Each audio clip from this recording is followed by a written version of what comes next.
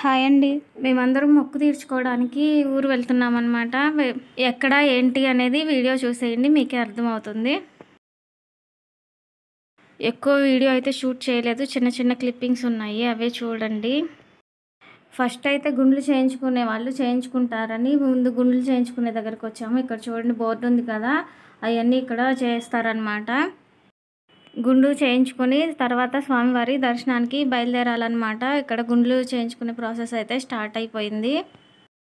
మా చెల్లి వాళ్ళ హస్బెండ్ తను కూడా గుండు చేయించుకున్నారు. తర్వాత వాళ్ళ బాబుకి కూడా చేయించాము. వీడియోలో చూడండి మీరు కూడా.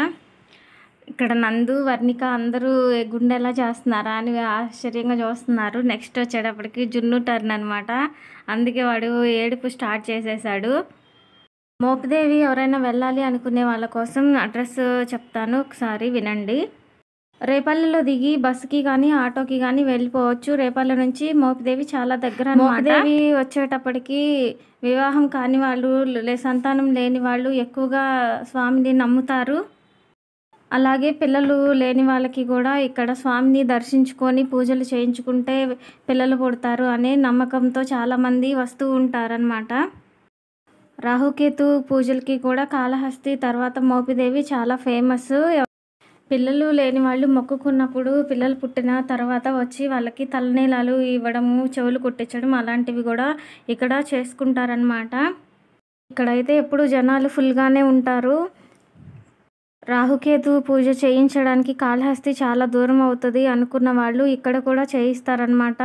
మోపిదేవి కూడా రాహుకేతు పూజలకు చాలా ఫేమస్ అన్నమాట.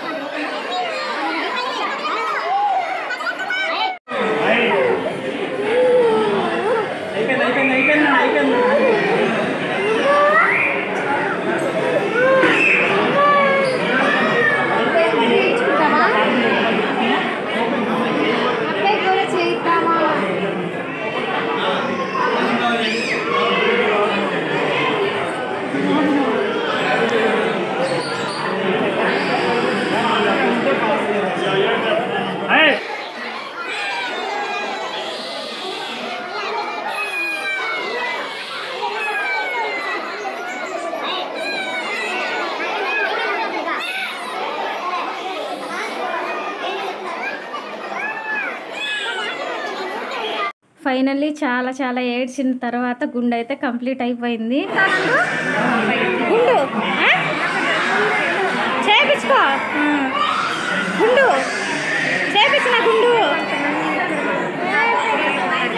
చేపించుకో అయ్యా. గుండుకి గుండు చేయించాలైతే పెద్ద యుద్ధమే చేయాలన్నమాట. ఫైనల్గా గుండు చేయించి బయటకు వచ్చేసాము. బయట ఇట్లా ట్యాప్స్ ఉంటాయి, ట్యాప్స్ కిందే స్నానం అది చేసేసి రెడీ అయిపోయాము.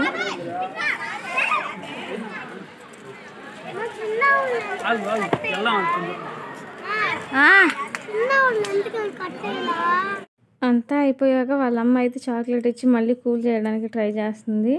వీటిని కూడా రెడీ చేసి ఇంకా దర్శనానికి అయితే వెళ్ళాలి.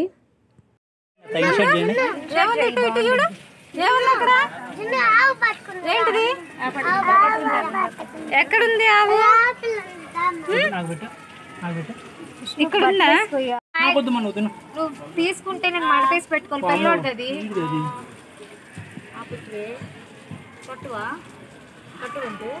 ఎంత టైం వదిన?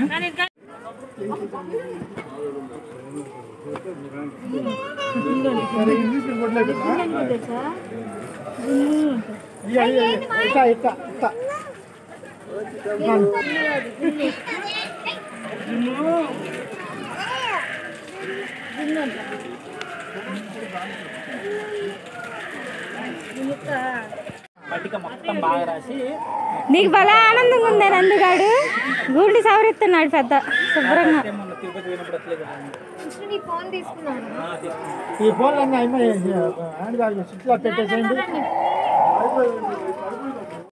ఇక్కడైతే నాగేంద్ర స్వామి వారి విగ్రహాలు అయితే చాలా ఉన్నాయన్నమాట, వరుసనే పెట్టి.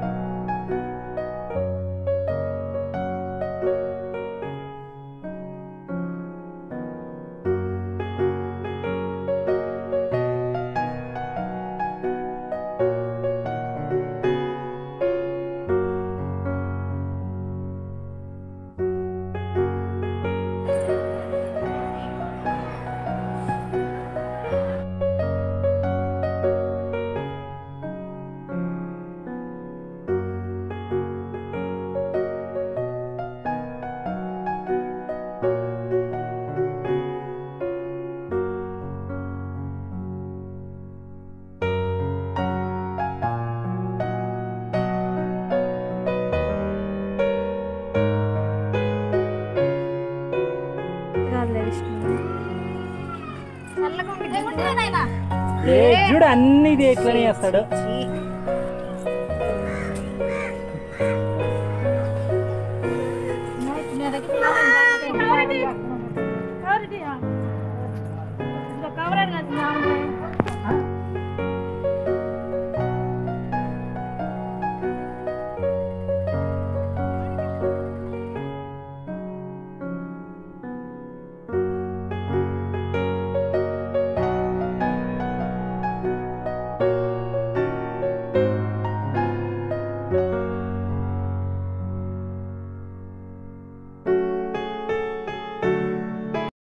దూరం నుండి వచ్చే వాళ్ళ కోసం ఇక్కడ అన్నదానం కూడా జరుగుతుందన్నమాట. మనం తినాలి అనుకుంటే భోజనం చేసేసి తర్వాత బయలుదేరొచ్చు. మనం ఇంటి దగ్గర నుంచి భోజనం తెచ్చుకున్నా కానీ అక్కడ కూర్చొని అయినా సరే భోజనం చేసి వెళ్ళొచ్చు అనమాట. బయట అయితే ఇట్లాగా సుబ్రహ్మణ్యేశ్వర స్వామివారి విగ్రహం ఉంటుంది. అక్కడ అందరూ కూడా దీపాలు వెలిగించి పూజలు చేసుకుంటున్నారు. స్వామి అయితే చాలా చాలా బాగున్నారు. చాలా ప్రశాంతంగా ఉంటుంది దర్శనం అది చేసుకుంటే. గుడి నుంచి బయటకు వచ్చాక స్వామివారి పటాలు అలాగే బొమ్మలు పిల్లలకు కావాల్సిన వస్తువులన్నీ కూడా అమ్ముతూ ఉంటున్నారు ఇక్కడ బయట. ఇవి వీడియో అసలు ఎప్పటి నుంచో పెట్టాలి అనుకుంటున్నాను. ఎన్నిసార్లు ట్రై చేసినా కానీ ఎడిట్ చేసిన వీడియో పెట్టలేకపోయాను. స్వామివారి దయ లేదేమో.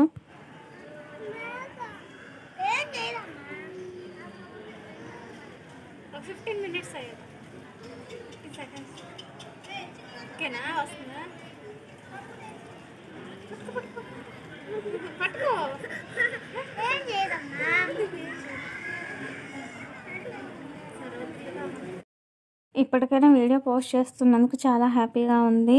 స్వామివారి ఆశీస్సులు మాతో పాటు మీకు కూడా ఉండాలని కోరుకుంటున్నాను. ఓం సర్వణ భవాయ నమః.